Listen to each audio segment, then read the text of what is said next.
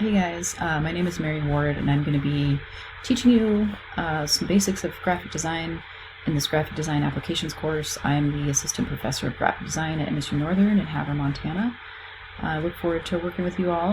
Here's the Brightspace course shell here. If we go to the content area, we can find the syllabus in here and the weekly modules. They're not in here yet, but I will get those in here later today. If you go up to your name up here in the upper right hand corner and go to notifications, I would like you to enter in your phone number here so that you can get SMS or text messages to your phone on just the announcements at least. So at least these two boxes here, announcements updated and available here, these two here, please check those under the SMS column and then push save when done, because you will get the announcements for this course sent to your phone. A lot of times I use the announcements for like really important due date reminders or sometimes I'm sick and I can't make it to class and I'm like, hey, no class today. It can actually save you a trip to school when you don't even need to be there. So if you get that text message to your phone, it's going to help you out a lot. So I highly suggest doing that. It'll help you out a lot throughout the semester. Okay, so now I'm going to go over the syllabus. So this is graphic design applications, spring semester 24. Face-to-face meeting is Tuesday, 12:30 to 1:50 in Cowan Hall, room 112. It's 3 credit hours. Here's my phone number. You can text me. I talk to students on the phone as well sometimes if we need to, but typically we start off with texts. You can include your name in that text. That's helpful, so I know who's texting me. You can always email me. Try emailing me first if you want. Brightspace is a good one. My edu. I'm in Brightspace every Monday, Wednesday, Monday through Friday, basically. Weekends, texting might work better. So that's my contact information. Course description, basically this is the fundamentals of graphic design. We're talking about aesthetic rules, software skills used by industry experts. You're going to learn about layout and design, creative process, typography, color, fonts. You're going to gain knowledge about the 3 main softwares used by graphic designers: Photoshop, Illustrator, and InDesign. We're going to use Canva a little bit as well. So by the end of the course, you should be able to construct layouts in InDesign, use Photoshop to edit, manipulate photos, and then you should be able to make a logo and construct vector images using Adobe Illustrator. So face-to-face and online blended course, we have basically a Brightspace shell with both face-to-face and online students in it. Currently, I only have a couple online students signed up, so it's going to be a little bit less than what we're used to, but should be able to make it work out just fine. We've done this plenty of times before, and it always works out. For face-to-face students, you do need to come to class. I will be expecting you to show up to class on time and stay for the entirety of class. If you happen to miss class, the course shell in Brightspace is there for you to catch up on weekly assignments and tasks. But don't abuse that, please. As a face-to-face student, you are expected to be in class. Online students, obviously, you use that Brightspace course shell for everything for this class. Face-to-face students will do discussions, software demos, and project critiques during class time, but they'll still use Brightspace to turn in assignments and whatnot. The weekly modules do a really good job of just explaining what you're supposed to be doing that week, so don't fret. Once you get in there, it's going to all make sense. Computer requirements, this is just for online students. If you're face-to-face, you don't need to worry about this part. Online students need to consider software and computer requirements for this course. Your computer must meet certain system requirements for the Adobe software used in this course. So you need to check your computer and make sure that it's powerful enough to run the software. Obviously, like I said, face-to-face students can use the MacLab. They don't need to worry about this part. Here's a link to the system requirements to run Adobe Photoshop. I would, check out this link if you're online. See if your specs for your machine match up to the system requirements to run Photoshop, because Photoshop is the largest program that we're going to use. If you have a Mac, this is a video that shows you how to look for your specs on your computer. If you have a Windows machine, this will help you find the system specs for your computer. I would suggest doing that as soon as you can if you're an online student. If you don't have a computer powerful enough to run Photoshop and you are an online student, you should consider switching to face-to-face.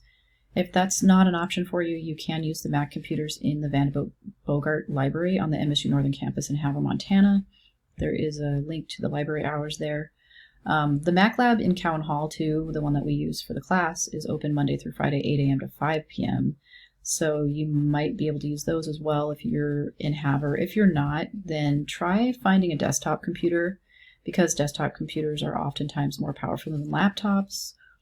If you're having trouble locating a computer that can run the required software, just let me know, get a hold of me, you can text me. So Adobe software requirements, once again, this is only for online students. We use Photoshop first, Illustrator, and then InDesign, so that's the order in which we use them for this course. You don't need to purchase the software immediately. We can start using Photoshop in week 2. And Adobe does offer that 7-day free trial that turns into a month-to-month plan. That's around $32 a month for each of the 3 programs mentioned above. If you cancel before the 14-day mark, once you are in the $32 a month, you can get a full refund. I have students cancel, do the 7-day free trial, then sign up for the month-to-month $32 a month plan, and then they canceled that $32 a month plan before the 14-day mark, and they get a full refund.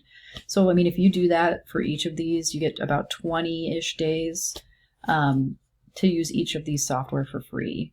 And that should be enough to get you by in this class. So you shouldn't have to pay for the software, but you do have to do a little bit of a dance to make sure you're canceling on time. Make sure you're signing up for the right plan. Don't sign up for the student plan at $19.99 a month. When you go to cancel, there's a hefty cancellation fee. So make sure you sign up for the 7-day free trial that turns into the month-to-month plan. That's around $32 a month. And remember to cancel before the 14-day mark if possible. Otherwise, you end up paying $32. So this link, please watch this if you're online. It will show you exactly how to deal with the software, sign up for it, do the 7-day free trial, which links to follow, how to sign up for the month-to-month plan, how you do this without accidentally signing up for something that's going to end up having, you don't want to end up doing the wrong thing here. It's basically what I'm trying to say. So just if you're online, definitely watch that. You might have to copy paste that into your browser. There's no required materials for face-to-face students. You're just going to use the Mac Lab. Grades will be based on the following: quizzes, assignments, discussions worth 50%. And then all of the projects, Photoshop, Illustrator, InDesign, these are worth 10%. That's a self-portrait using Photoshop, the logo project using Illustrator. There's a business card project in InDesign. But the InDesign poster project is going to be the last project, and it's worth 20%. So it's worth a little bit more. Grades will be based on the following, fairly straightforward here. But definitely remember D's. If this is a required class for your major or your minor, D's will not get you by. You'll have to retake the class. If it's not a required class and you just need a couple credits, like a D will get you towards your credit count overall, but really you want to do better, obviously, than a D. I just try to remind students of that because some students don't realize that if you get a D, you have to take the class over again if it's a requirement for your major or minor. So here's the course schedule. I'm not going to go over this in great detail. This is something that you can look at on your own, but we do have spring break in here. This is pretty close, but every year it seems like a little bit of adjustment gets made to the schedule, so don't expect it to be exactly, but it's going to be pretty close to what we're going to be doing. Students' responsibilities, I like to go over this, check Brightspace daily, read through the announcements, read the tasks outlined in the module, week 1 through finals week, found in the content area of the course. Show up to class on time if you're face-to-face, stay for the entire duration. Try to be engaged, don't fall behind if you can help it, because once you fall behind, it's really difficult to catch up. And also, if you're confused about something, it is your responsibility to just get a hold of me and ask me, to clarify if you need it, just to ask questions if you're confused on something. Late work, I do accept that. late work, but it is cut down a letter grade. Gosh, I can't talk right now, for being tardy. And then every week that passes, your grade will drop another letter grade. Definitely don't miss any projects because they make up a large percentage of your overall grade, especially the last project. So, it definitely is much easier for me if everybody gets their work in on time. It just makes grading more enjoyable and easier for me if you get all your stuff in on time. I just really appreciate it when everybody gets their work in on time. And I understand every once in a while there's going to be something that happens that allows you to, causes you to be a little bit late, but hopefully it's just once or twice throughout the semester and that's it. It doesn't become like a bad habit or something. So just remember, to try and get your work in because it makes my job a lot easier. So this is attendance. This is for face-to-face students. So if you're sick, definitely stay home. But it is important that you show up to class for face-to-face students, obviously, to get to the software, to be able to use the program and do the software demos. You need to be in the Mac lab. And you do get an attendance grade if you are face-to-face. So it's about 5% of your overall grade. If you have genuine extenuating circumstances that require, an extended time away, just let me know and we can talk that through. Exceptions will be considered, but I really do think face-to-face students need to take attendance. Even though the Brightspace course shell is there for them, they do need to take that seriously. Office hours, this could end up changing a little bit. If it does, I will definitely create an announcement, letting everybody know when that is. But for now, Monday, Wednesday, Friday, 2 to 3 p.m. I'm in Pershing Hall 105. I'm usually in the Mac lab at least a half an hour before, and I can stay like an hour at least after class if you need me to meet you. If you want to text me to set up a time to meet, that works too. And I oftentimes do meet students outside of class time if they need a little extra help. But hopefully,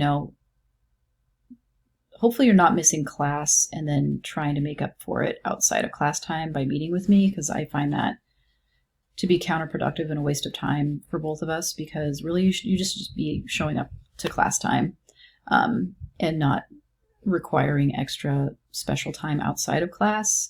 Although I'm definitely willing to do that for students. I know sometimes things happen, so I'm totally willing to meet with you outside of class time. But academic integrity and misconduct code, you could read through that here.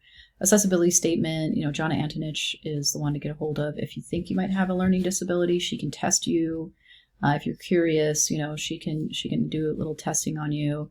Tutoring Central, Brightspace technical support. Jason and Brittany are great for that. They're in Cowan Hall, just down the hall from the classroom, actually, on the MSU Northern campus. So this could end up changing a little bit. The main thing that would probably end up changing is potentially some of the course schedule a little bit. Usually gets a little bit swapped around, but other than that, it should stay pretty much the same. Anyway, look forward to getting to know you all, whether you're online or face-to-face, and we'll talk to you later. Bye.